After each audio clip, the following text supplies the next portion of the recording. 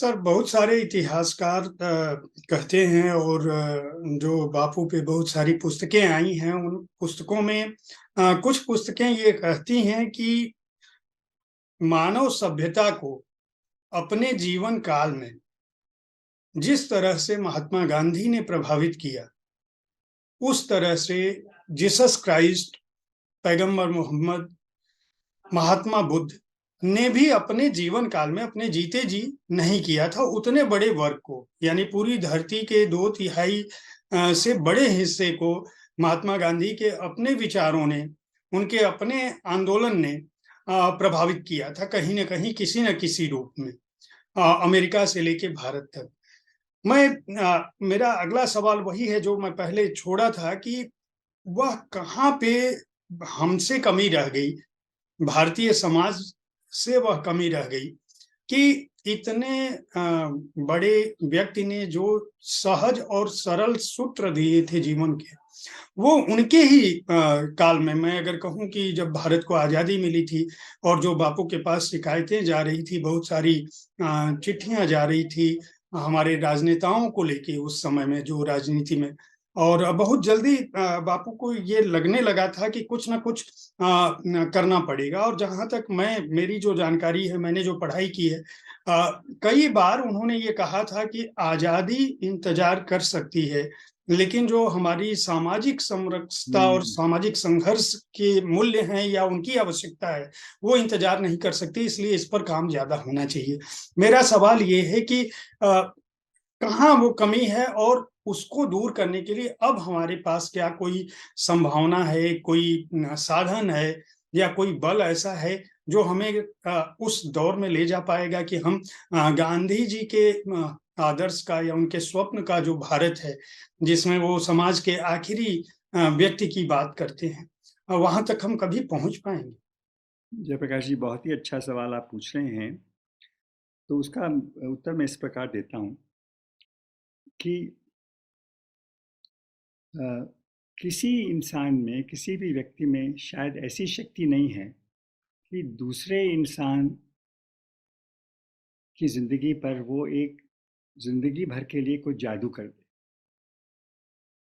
हर एक इंसान आज़ाद है और इस पर भी वो गांधी जी बहुत ज़ोर देते थे कि हर इंसान, कि वो कहते थे ईश्वर बड़ा डेमोक्रेट है, उसने हर एक इंसान को आज़ादी दी।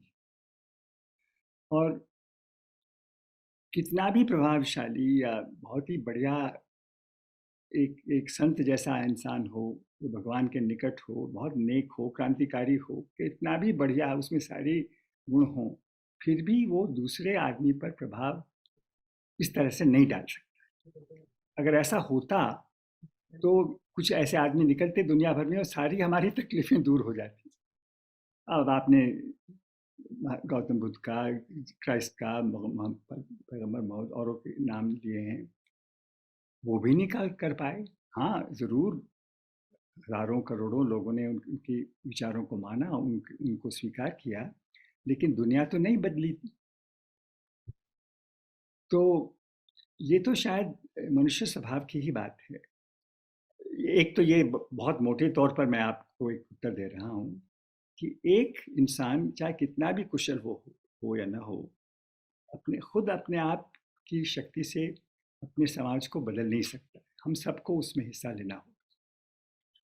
और दूसरा ये है, गांधी जी ने ये कहा था, ठीक ये उनके वाक्य नहीं है लेकिन तकरीबन उनके वाक्य इस प्रकार के हैं। जैसे मैंने डर की बात बताई है, जवाहरलाल नेहरू ने भी अपनी किताब में लिखा है डिस्कवरी ऑफ इंडिया में कि गांधी का जादू ये था कि उसने भारत के करोड़ों लोगों का डर हटा दिया।